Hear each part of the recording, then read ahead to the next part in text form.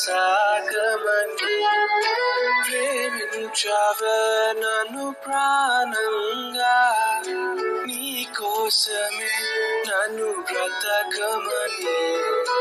దారులలో ఎడారులలో సెలయేరులై ప్రవహించుమయ్యా, నీ సన్నిధిలో నే పొందుకోరి నీ స్నేహితుడానైతిని.